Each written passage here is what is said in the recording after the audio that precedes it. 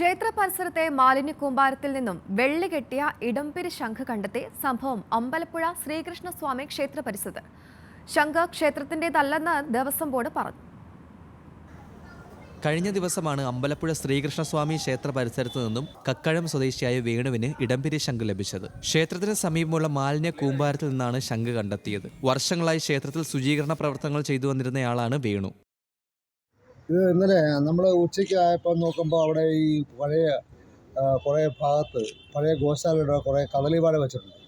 അപ്പോൾ അത് കാള കടിക്കുന്ന കണ്ടുകൊണ്ട് ഞാൻ അതിൽ പോയപ്പോൾ കാളയെ ഓടിച്ചു മാറ്റാനായിട്ട് ഞാൻ ചെന്നതാണ്. അപ്പോൾ ആവശ്യമായിട്ട് ഇങ്ങനെ ഒരു തുണി പട്ട്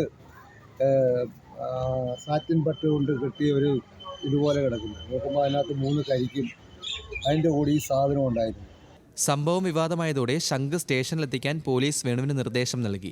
ശംഖ് ക്ഷേത്രത്തിൽ നിന്ന് നഷ്ടപ്പെട്ടതാവാമെന്നായിരുന്നു പ്രാഥമിക വിലയിരുത്തൽ. എന്നാൽ ശംഖ് അമ്പലപ്പുഴ ശ്രീകൃഷ്ണസ്വാമി ക്ഷേത്രത്തിന്റെ ഉടമസ്ഥതയിലുള്ളതല്ല എന്ന് ദേവസ്വം ബോർഡ് വ്യക്തമാക്കി. ഇത്തരത്തിലുള്ള ഒരു ശംഖ് മാത്രമേ ക്ഷേത്രത്തിലുള്ളൂ. അത് സുരക്ഷിതമായി കൈവശമുണ്ടെന്ന് ദേവസ്വം ബോർഡ് അറിയിച്ചു. വാർത്ത പുറത്തുവന്നതിന് പിന്നാലെ ദേവസ്വം ബോർഡ് വിജിലൻസ് തിങ്കളാഴ്ച ക്ഷേത്രത്തിലെത്തി പരിശോധന നടത്തി. ഏതാനും വർഷങ്ങൾക്ക് മുമ്പ് ഭഗവാന്റെ പതക്കവും ഇതേ രീതിയിൽ മാലിന്യ കൂമ്പാരത്തിൽ നിന്ന് ലഭിച്ചത് വലിയ വിവാദം സൃഷ്ടിച്ചിരുന്നു. ന്യൂസ് മലയാളം, ആലപ്പുഴ.